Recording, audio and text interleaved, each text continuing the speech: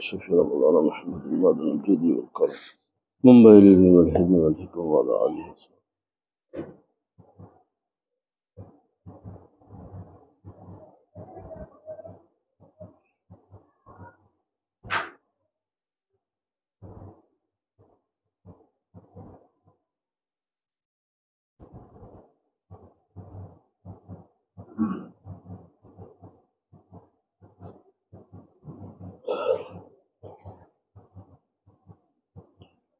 اب یہ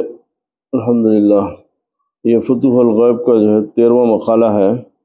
مقالۃ الثالثۃ عشرہ 13واں، تو اور اس کا عنوان ہے احکام خداوندی کی تعمیل، یعنی اللہ تعالیٰ کے حکم کی تعمیل کس طریقے سے بجا لانا چاہیے۔ حضور غوث الصقلین رضی اللہ تعالیٰ نے فرمایا تحصیل منفعت یعنی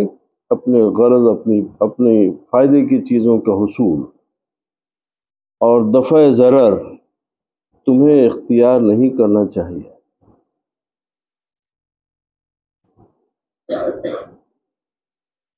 یعنی اپنے لیے ناز و نعمت اور فائدہ حاصل کرنے اور محنت و مشقت دور کرنے کے لیے اپنی تدبیر و اختیار سے کوشش نہیں کرنی چاہیے، کیونکہ جو نعمتیں تمہارے مقدر میں ہیں تم انہیں طلب کرو،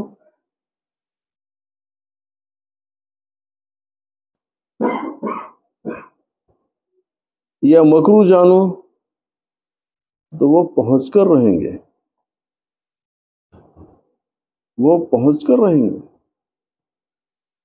مبینہ جو بھی یعنی جس چیز کا بیان ہو، جو بھی مصیبت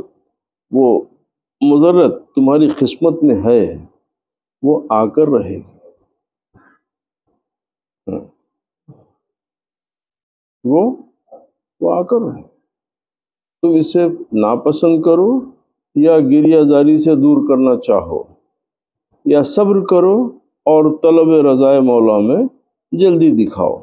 کوئی فرق نہیں پڑے گا، بلکہ حکم قضا و قدر کے سامنے سر تسلیم خم کر دو۔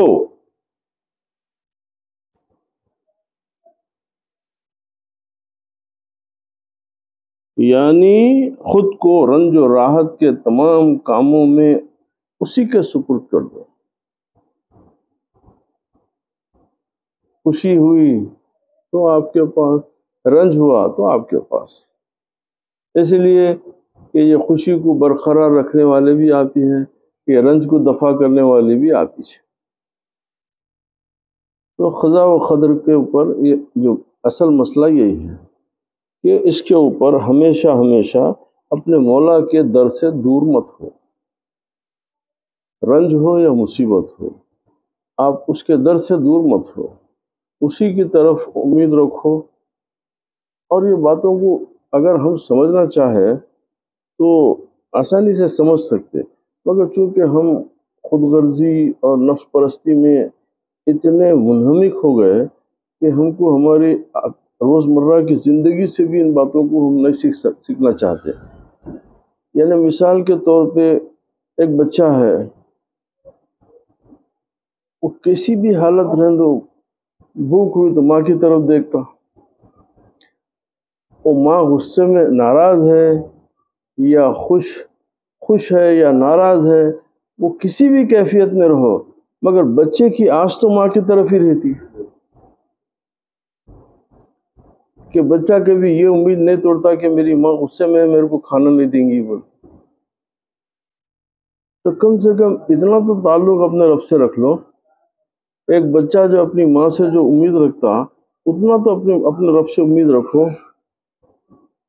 کہ جب تمہاری ماں تمہارا باپ جو ہے گھر میں تم کو بھوکا نہیں رکھ سکتے تو پھر تمہارا رب تمہارے کے ساتھ کیسا سلوک کرے گا۔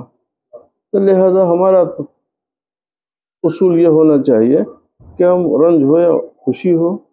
راحت ہو یا مصیبت ہو، اللہ سبحانہ تعالیٰ کے در سے ہم اپنا سر نہیں ہٹائیں گے، تاکہ فاعل حقیقی تم میں اپنا فعل کرے، یعنی اللہ تعالیٰ پھر تمہیں اپنا حکم جاری کرے. تمہاری یہ اخلاص، تمہارا یہ محبت، تمہارا اخلاص اور تمہاری عبادت میں سچائی جب دیکھے گا تو پھر اللہ تعالیٰ تمہیں ویسا حکم نازل فرمائے گا. اگر اس کی طرف سے نعمت ملے تو شکر کرو، اور اگر مصیبت آئے تو تکلف کے ساتھ صبر کرو یا بے تکلف صبر کرو، یعنی خوش ہو کے کرو یا ناخوش ہو کے کرو مگر صبر کرو. کیونکہ اگر محبت غالب اور ذوق حاصل ہو تو صبر کرو، کیونکہ اللہ تعالیٰ صبر کرنے والوں کو بڑا اجر عطا فرماتا ہے. بڑا اجر کے وعدے کرا قرآن پاک میں اللہ سبحانہ و تعالیٰ کہ تم جو ہے صبر کرو، اس کے درد سے دور مت جاؤ، خواہ وہ تم پہ بار گزرے. اگر تم خوشی سے صبر کر سکتے یہ تو بہت بڑے درجے کی بات ہے، اور اگر نہیں تو کم سے کم یہ ہے کہ صبر تو کرو. یعنی کیا مطلب ہے صبر؟ کہ تم اس تکلیف کے اوپر تم اللہ تعالیٰ کی ذات سے کوئی منفی بات مت سوچو، اللہ تعالیٰ کے تعلق سے یہ مت سوچو کہ استغفر اللہ، یعنی کوئی ایسا جیسے ظلم ہے یا کوئی آپ کے ساتھ ناانصافی ہوئی یا آپ کے ساتھ زیادتی ہوئی، ایسی کوئی بات اللہ تعالیٰ کی طرف منسوب مت کرو. یہ صبر کا تقاضے کے خلاف ہے. خوش نہیں ہو سکتے تو کم سے کم ان بری باتوں کو، یہ منفی باتوں کو اپنے قریب آنے مت دو. پھر موافقت اور رضا سے کام لو. اگر نفس رام ہو کر سرکشی سے باز آ چکا ہو تو اس مصیبت و بلا کو نعمت شمار کرو. اس مصیبت اور بلا کو اب طریقہ سکھا رہے ہیں کہ صبر کیسا کر سکتے ہیں، تو آپ اس کو اللہ کی طرف سے امتحان سمجھو. بولے شاید اس میں میرے لیے کوئی نعمت رکھی ہوئی ہے، اور اس کو سمجھنے کے لیے بہت سارے طریقے ہوتے ہیں. بھئی آپ کو حقیقت صوم نہیں معلوم ہے، آپ کو روزے کی حقیقت کیا ہے پورا علم نہیں ہے، مگر چونکہ آپ ہوش آنے کے بعد سے آپ سوچے کہ رمضان کے روزے رہنا فرض ہے، تو آپ چاہتے یا نہیں چاہتے ہوئے بھی پورا دن آپ آرام سے بھوک گزار لیتے. گزارتے کس لیے گزارتے؟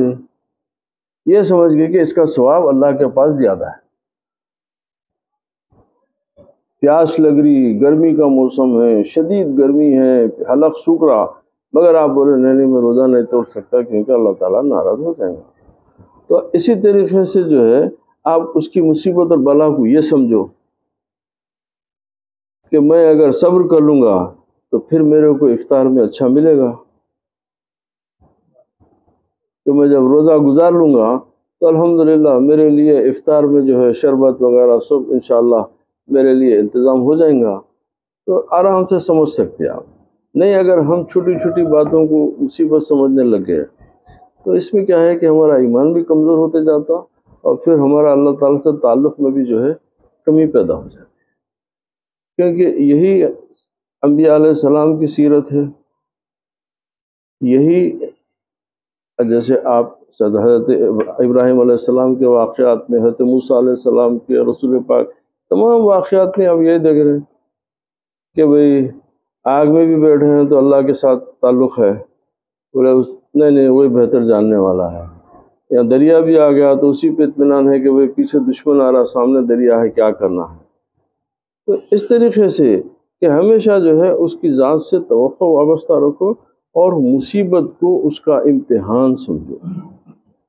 اس کی طرف سے آپ آزمائش سمجھو، تو آپ کے لیے وہ حل ہو جاتی. اس بلا میں فانی اور نیست ہو جانے میں مشغول ہو جاؤ، یعنی وہ مصیبت کو اللہ تعالیٰ کی طرف سے امتحان اور نعمت سمجھ کے تم اس کے اندر خوش رہنے کی عادت لاؤ. اور یہ بہت واقعات ہیں کہ ابھی ذہن میں نشین، اب جو ذہن میں نہیں آ رہے بات تقریباً اولیاء اللہ کے واقعات کہ وہ لوگ کبھی جو ہے کسی مصیبت پہ اللہ تعالیٰ سے شکوہ نہیں کرے، کبھی کوئی اللہ تعالیٰ کے کسی اس کے انعام پہ اعراض نہیں کرے، وہ انگلی نہیں اٹھائے، ہر چیز کو خوش دلی سے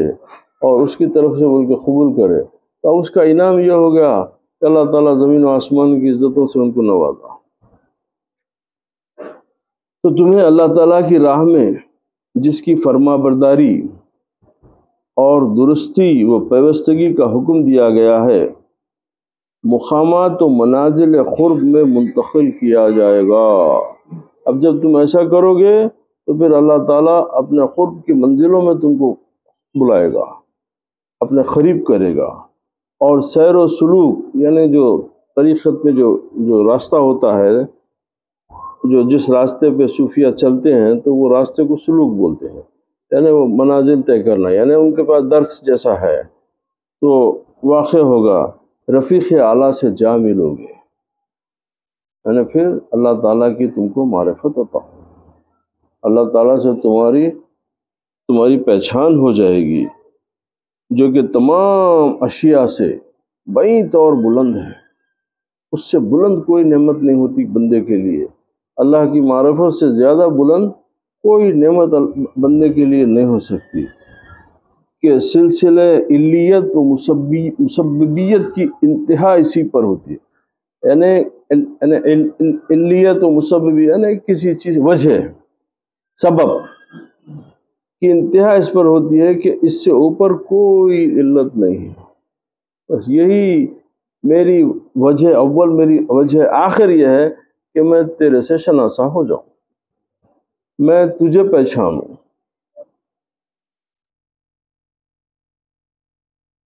اچھا،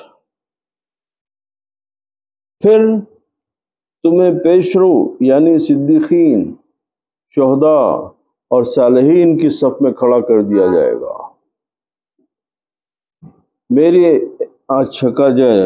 میری اس مقام سے مراد قرب پروردگار کا بلند قدر و منزلت مرتبہ ہے۔ قرب یعنی اللہ تعالیٰ کا قرب جو ہے اس سے بلند کوئی مرتبہ نہیں، اس سے بلند کوئی نعمت نہیں ہے۔ سب سے آخری نعمت جو ہے وہ اللہ تعالیٰ کا قرب ہے۔ اسی لیے احادیث شریف میں ہے کہ جب مومن کو آخری درجے کی جب جنت میں بھی جب اس کو پہنچا دیا جائے گا تو اس کے بعد اللہ تعالیٰ جو ایک انعام رکھے گا، آخری درجے کی جنت کے بعد میں بھی اس کے لیے ایک انعام ہوگا، تو وہ انعام کیا ہوگا کہ اللہ تعالیٰ اس کے سامنے اپنا پردہ ہٹائے گا۔ یہ آخری انتہا ہوگی اس کو، اس کے بعد کوئی انعام باقی نہیں رہے گا کہ اللہ تعالیٰ اس بندے کو اپنا دیدار کروائے گا۔ تو بولے کہ اس سے بلند کوئی مرتبہ نہیں ہوتا، تاکہ تم بادشاہ مطلق جل جلالہ وعز سلطانہ کی بارگاہ تک قرب و رسائی حاصل کرنے والوں کے مقام کا معائنہ کر لو، جنہوں نے ہر قسم کی تازہ و شگفتہ نعمت سے حظ کامل یعنی مکمل خوشی، مکمل مسرت، انبساط، سرور، امن، بزرگی اور انعامات حاصل کیے۔ اترنے والی آفت کے سامنے دعاؤں کے ساتھ کھڑے نہ رہو، کیونکہ یہ پیران پیر سرکار کا کلام ہے، تو اس کو آپ بھی اپنے ذہن کے دریچوں کو تھوڑا کھول کے سننا پڑتا۔ اگر آپ بالکل جو ہے عام سطحی طور کے اوپر آپ سنیں گے تو یہ باتیں آپ کی سمجھ میں نہیں آ سکتی۔ یعنی بولتے کہ اترنے والی آفت کے سامنے دعاؤں کے ساتھ کھڑے نہ رہو، اس کا راستہ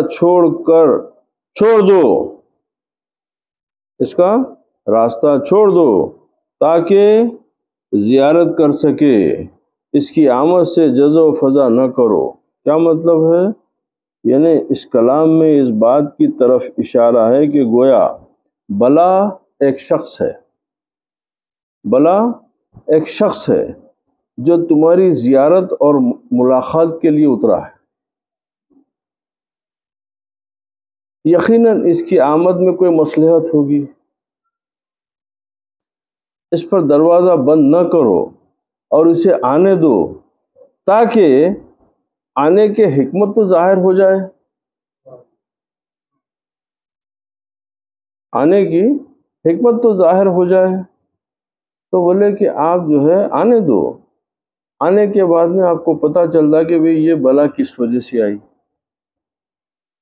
یہ میرا یہ امتحان ہے، یا یہ میرے لیے کوئی سزا ہے، یا اس میں کوئی بھلائی ہے، معلوم تو ہوتا۔ آنے دو، تم صبر سے کام لو، وہ دور ہو جائے گی، وہ چلے جائے گی، وہ نہیں رہے گی، مگر تم اس کو آنے دو، تم جو ہے اس کو جو ہے روک کے مزید پریشانیوں کا سبب مت بنو، کیونکہ جب وہ آئے گی تو تم کو پتہ چلے گا نا کہ وہ آنے کی وجہ کیا تھی۔ یہ طرف اشارہ ہے پیران پیر سرکار کا۔ اچھا، کیونکہ اس کی آگ آتش جہنم سے سخت اور مہلک نہیں ہے۔ بولے وہ جو بلا ہے اس کی جو آگ ہے وہ جہنم کی آگ سے سخت نہیں ہے، وہ جہنم کی آگ سے زیادہ خطرناک اور ہلاک کر دینے والی نہیں ہے۔ زمین پر چلنے والوں اور آسمان کے سائے میں بسنے والوں، زمین پر چلنے والوں اور آسمان کے سائے میں بسنے والوں اور تمام مخلوق میں افضل ذات جناب محمد مصطفیٰ صلی اللہ علیہ وسلم نے ایک حدیث پاک میں فرمایا، نعرے، یعنی جب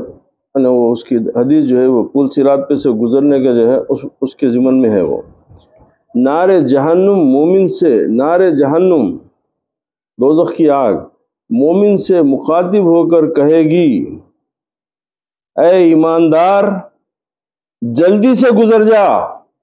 تیرے ایمان کا نور میرے شعلوں کو بجھا رہا ہے۔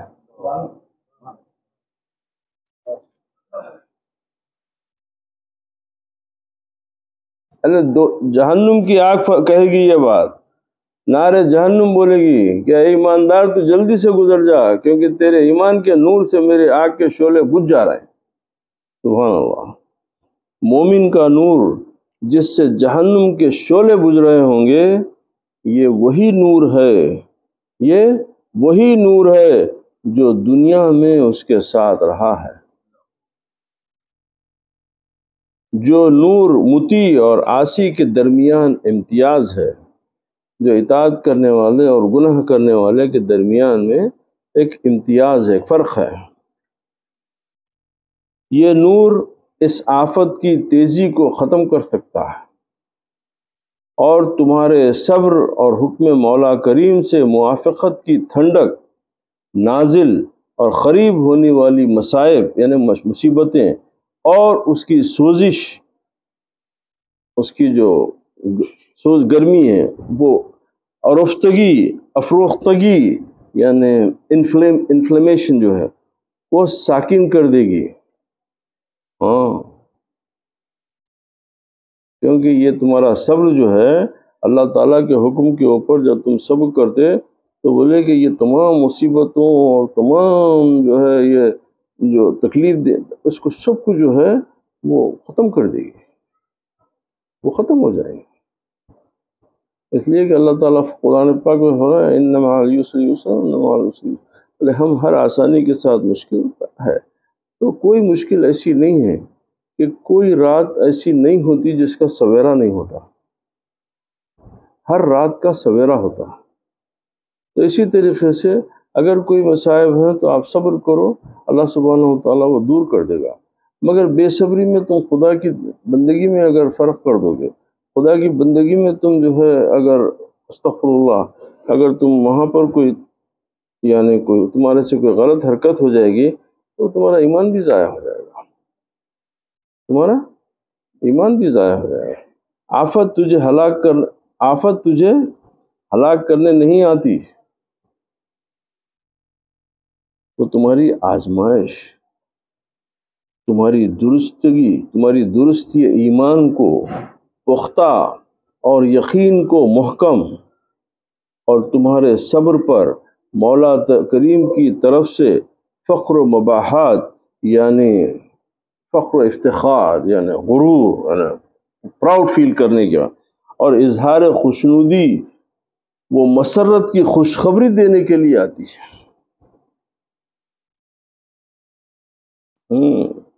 اللہ تعالیٰ نے ارشاد فرمایا وَلَنَبْلُوَنَّكُمْ حَتَّى نَعْلَمَ الْمُجَاهِدِينَ مِنْكُمْ وَالصَّابِرِينَ وَنَبْلُوَ أَخْبَارَكُمْ، اور ضرور ہم تمہیں جانچیں گے، ضرور ہم تمہیں جانچیں گے، یہاں تک کہ دیکھ لیں تمہارے جہاد کرنے والوں اور صابروں کو، اور تمہاری خبریں آزمائیں۔ اب یہی ہوتا ہے، دیکھیے ایک واقعہ یاد آ گیا، تو جو بلا کیسی ہوتی ہے، یعنی کس طریقے سے جو ہے اس کے اوپر ہم کو صبر کرنا پڑتا۔ 313 صحابہ جنگ بدر میں فتح حاصل کرے، جبکہ اس سے پہلے ان کے پاس کوئی جنگ لڑنے کا کوئی تجربہ بھی نہیں تھا، اور وہ ماشاءاللہ جنگ میں جو ہے فتح حاصل کرے۔ اب تجربے کار بھی ہو گئے تھے، جنگ لڑ بھی چکے تھے، اور تعداد میں بھی اضافہ ہو گیا تھا، اس کے باوجود جنگ احد میں جیتی ہوئی جنگ ہار گئے۔ کیوں؟ صرف اس لیے کہ وہاں پر انہوں نے دنیا کی محبت میں رسول کے حکم کی پرواہ نہیں کی، صرف دنیا کی محبت میں رسول کریم علیہ السلام کے حکم کی وہ خاطر میں نہیں رہے۔ سرکار فرما دیے تھے ایک جھتے کو کہ جب تک میں حکم نہ کروں تم لوگ یہاں سے نہیں ہٹنا۔ اب ادھر لڑائی ہو رہی تھی تو تقریباً ادھر بازی ہاتھ میں آ گئی تھی، تو اب یہ جو مال غنیمت جو مجاہدین تھے، جو وہ مال غنیمت لوٹ رہے تھے، تو ادھر کھڑے والوں کے دلوں میں شیطان یہ ڈالا کہ اگر تم لوگ یہاں کھڑے رہو گے تو تم کو مال غنیمت میں سے حصہ نہیں ملے گا۔ تو وہ مال غنیمت کی لالچ میں وہ چھتا چھوڑ کے وہ لوگ بھی ادھر آ گئے۔ جیسا وہ ادھر آ گئے تو پیچھے حضرت خالد بن ولید جب تک ایمان نہیں لائے تھے، جب تک وہ کفار کے ساتھ تھے، تو انہوں پیچھے سے حملہ کر دیا، تو جیتی ہوئی جنگ ہاتھ سے نکل گئی۔ تو بولتے کہ اسی طریقے سے اللہ تعالیٰ آزماتا، اللہ تعالیٰ کی آزمائش کے طریقے یہی ہے کہ تم ہمارے حکم کو مانتے ہو یا ہمارے حکم کے خلاف ورزی کرتے ہو،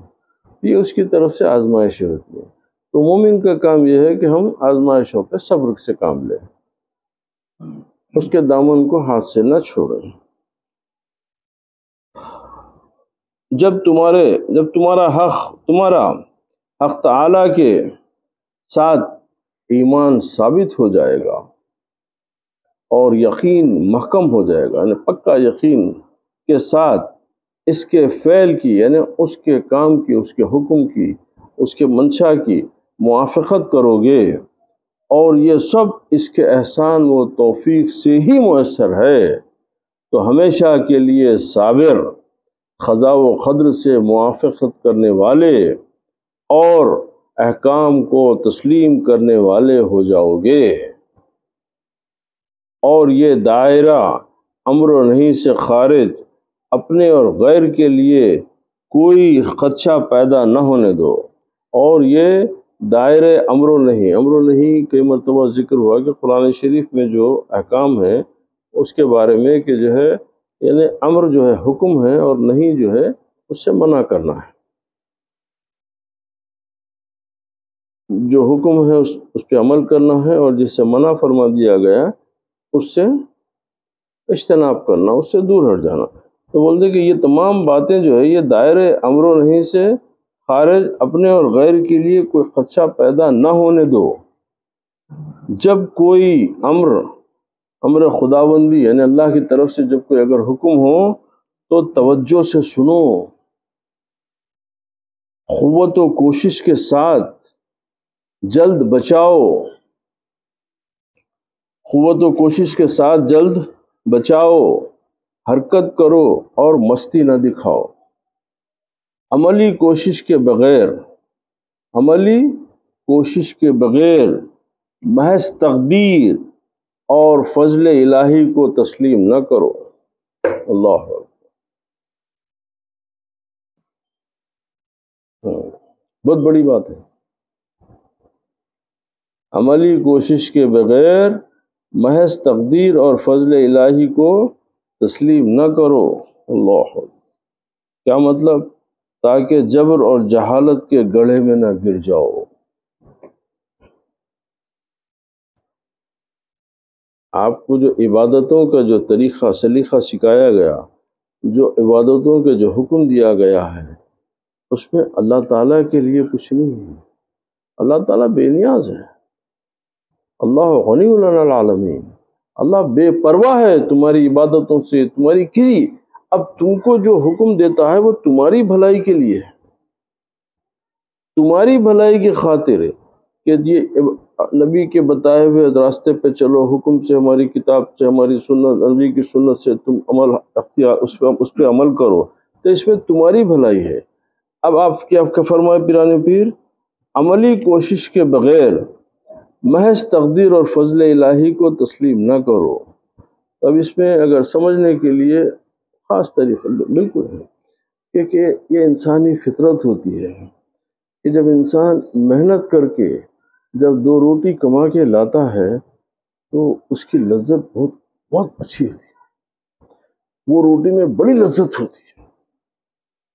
وہی اگر خیرات کی لے کے آئے تو اس میں وہ لذت نہیں ہوتی۔ بھیک مانگ کے لا لیے تو اس میں وہ لذت نہیں ہوتی جو اپنی محنت کی کمائی کی دو روٹی میں ہوتی ہے۔ تو بولے کہ تم جو ہے کوشش کرو، کیونکہ ملنا تو تم کو ہے، تمہاری تقدیر میں ہے، تو تم کو کسی صورت ملے گا، مگر اچھا یہ ہے کہ تم کوشش سے لو، اس لیے کہ تمہاری کوشش میں وہ تمہاری عبادت کا دخل ہے، تمہاری کوشش میں خدا پاک کی یاد کا ذکر ہے، تمہاری کوشش میں خداوند کریم کی الہیت کا، اس کی ربوبیت کا آپ اقرار کر رہے ہیں، اور اس کے آگے جو ہے آپ اپنا معروضہ پیش کر رہے ہیں، تو کوشش کے بغیر مل تو جائیں گا، اسی لیے کہ جو تمہاری تقدیر میں ہے وہ تمہارے پاس ہی آئے گا، مگر اچھا یہ ہے کہ تھوڑا ہاتھ پیر ہلا کے لے لو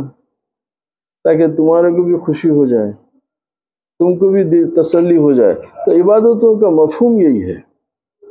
عبادتوں کا پورا خلاصہ یہی ہے کہ جب میرا بندہ میری عبادت کرتا تو عبادت کیا ہے؟ دراصل اللہ سبحانہ تعالیٰ کی الہیت کا اقرار کرنا ہے کہ میں میرے رب کا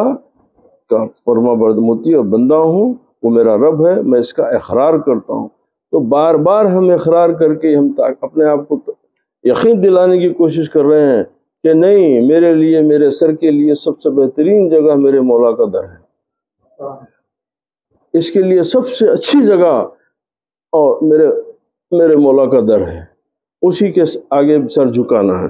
تو یہ بات کی طرف سرکار پیران پیر غوث اعظم دستگیر رضی اللہ تعالیٰ عنہ فرمائے کہ عملی کوشش کے بغیر محض تقدیر اور فضل الہی کو تسلیم نہ کرو، کیونکہ اس میں جو ہے جبر اور جہالت کے گڑھے میں گرنے کا خدشہ زیادہ ہو جاتا، بلکہ امر حق کی ادائیگی کے لیے، یعنی اللہ تعالیٰ کے حکم کو پورا کرنے کے لیے پوری طاقت صرف کرو۔ اگر اس کی کما حقہ ادائیگی سے عاجز آ جاؤ تو اب یعنی اگر تم واقعی پوری طریقے سے وہ ادا نہیں کر سکے تو کیا کرو؟ تو مولا کریم کی بارگاہ میں تضرع، گڑ گڑاؤ، عاجزی اور انکساری کے ساتھ اپنی کوتاہی کی معذرت کرو۔ آپ بے پرواہ مت ہو جاؤ، اگر آپ ویسی ادائیگی نہیں کر سک رہے تو کم سے کم اتنا کر لو کہ تم گڑ گڑاؤ، اس کے پاس عاجزی پیش کرو، انکساری کرو، اس کی کرم، اس کے فضل کی بھیک مانگو، توبہ کے لیے ہمیشہ اس کی درگاہ میں رجوع رہو اور معذرت کرو، اور ارادہ امر میں تقصیر اور اطاعت کے شرف سے مشرف ہونے کا سبب پوری کوشش سے معلوم کرو۔ یعنی اس ناتوانی اور بے توفیقی کا سبب معلوم کرنے کے لیے اپنے حال اور باطن میں غور و خوض کرو۔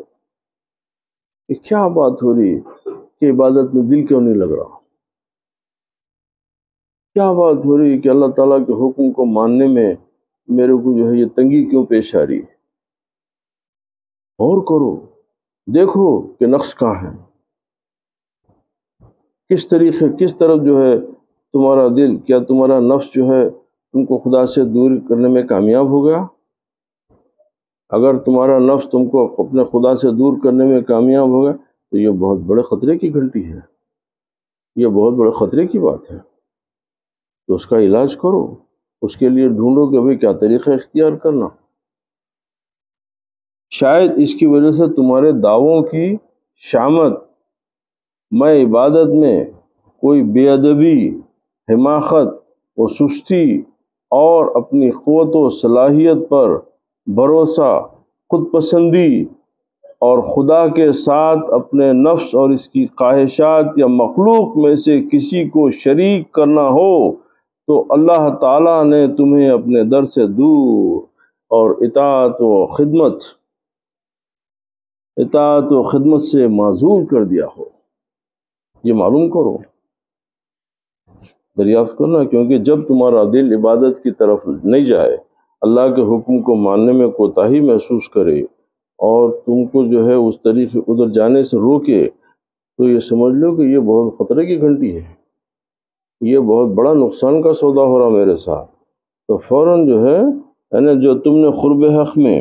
وصول مقامات بلند کے متعلق جھوٹے اور بے سند دعوے کر رکھے ہیں،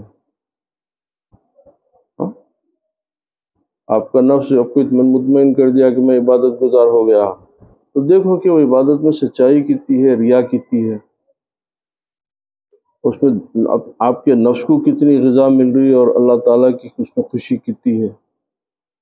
کہ جیسے چاہیے تھے اس طرح بجا نہیں لائے۔ کیا تم عبادت ویسی کرے جس طریقے سے اللہ تمہارا تعالیٰ تم سے طلب کرتا تھا؟ تم اپنے آپ کو اور اپنے عمل کو بہت عمدہ خیال کرنے لگ جاؤ، اپنے آپ کو بڑے نیک سمجھنے لگ جاؤ، بڑے عبادت گزار سمجھ کہ میں تو جو ہے نمازی ہوں، پرہیزگار ہوں۔ تو بولے کہ ذرا غور کرو کہ یہ حقیقت میں سچائی کتنی ہے، یہ دعوے میں سچائی کتنی ہے۔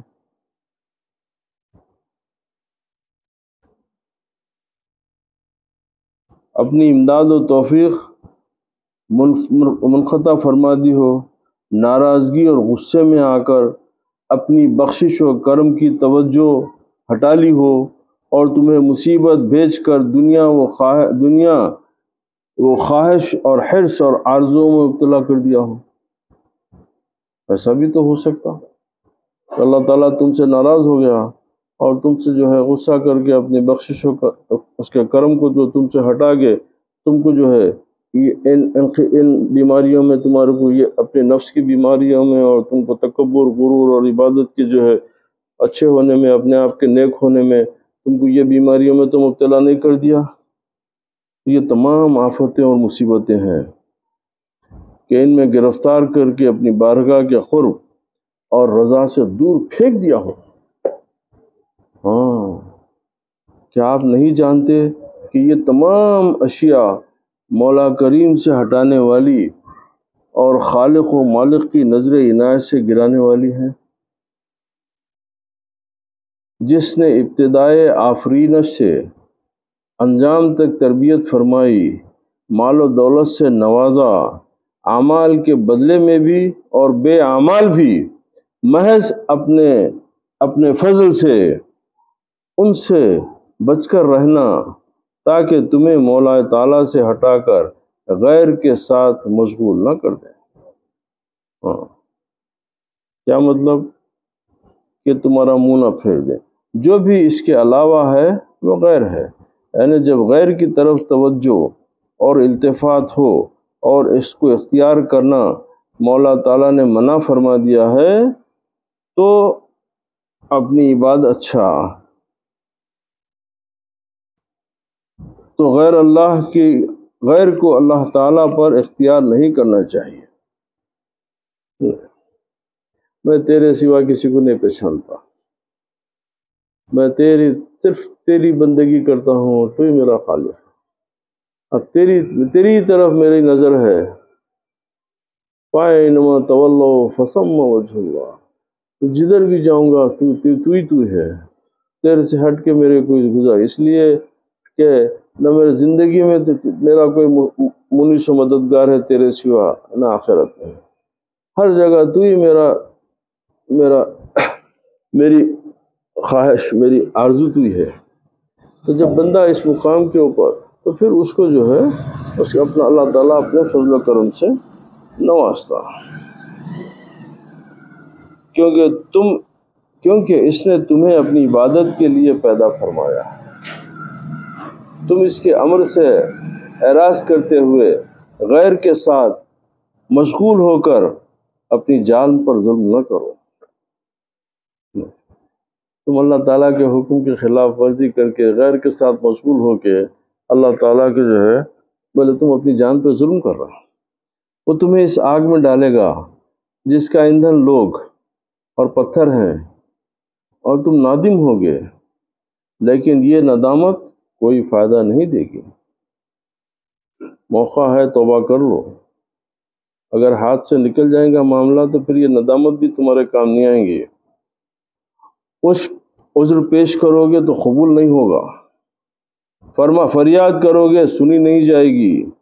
رضا طلب کرو گے وہ حاصل نہیں ہوگی، فوت شدہ یعنی مری ہوئی چیز کی تلافی اور تباہ شدہ چیز کی اصلاح کی خاطر دنیا میں دوبارہ لوٹنے کی اجازت مانگو گے، لیکن لوٹایا نہیں جائے گا۔ لہذا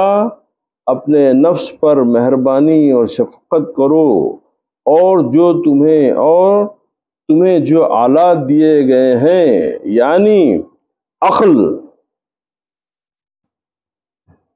و ایمان اور علم و معرفت کو حق تعالیٰ کی اطاعت کے لیے استعمال کرو۔ ان کے اظہار سے حوادث عالم کی یعنی اب ایکسیڈنٹ واقعات جو ہونے والے جو چیز رونما ہوتی ہے وہ حوادث ہے، جو حوادث عالم کی تاریکیوں میں روشنی حاصل کرو، یعنی یہ دنیا کے اندھیروں میں ان چیزوں سے روشنی حاصل کرو۔ کن چیزوں سے؟ عقل سے، ایمان سے، علم سے، معرفت سے روشنی حاصل کرو، تاکہ یہ تاریکی تمہارے لیے روشنی میں تبدیل ہو جائے۔ ابھی انشاءاللہ اس تسلسل بھی 13ویں مقالے کا جاری رہے گا۔ آج یہیں پر اختتام کرتا ہوں میں، انشاءاللہ سبحانہ وتعالی آئندہ جو ہے یہاں سے اسی کا تسلسل جاری رہے گا۔ اللهم ربنا تقبل منا انك انت السميع العليم وتب علينا انك انت التواب الرحيم. اللهم انفعنا من هذا كلام الشيخ عبد القادر الجيلاني غوث العظم دستگیر رضی اللہ تعالی۔ اللهم یا رب العالمین اس کلام کو سمجھنے، اس پر عمل کرنے کی توفیق عطا فرمائے۔ پیران پیر غوث اعظم دستگیر رضی اللہ تعالیٰ ان کے طفیل، ان کی مہربانی، ان کی عنایت سے اللہ تعالیٰ ان کے بتائے ہوئے ان کے احکام کے اوپر ہم کو چلنے کی توفیق اور ان کو راستے پہ چلنے کی توفیق عطا کرے۔ اللہ تعالیٰ ہم کو دین کی سمجھ عطا کرے، اللہ تعالیٰ ہم کو صراط مستقیم عطا کرے۔ وآخر دعوانا الحمد للہ رب العالمین، والصلاة والسلام علی سید الانبیاء والمرسلین وعلی آلہ واصحابہ واہل بیتہ الطیبین والطاہرین، خصوصاً علی وارث حالی و مظہر کمالہ سیدنا و مرشدنا ابا محمد میرا محی الدین شیخ عبد القادر جیلانی غوث العظم دستگیر رضی اللہ تعالیٰ وعلی جمیع شیوخنا و اجدادنا و آبائنا و امہاتنا برحمتک یا ارحم الراحمین۔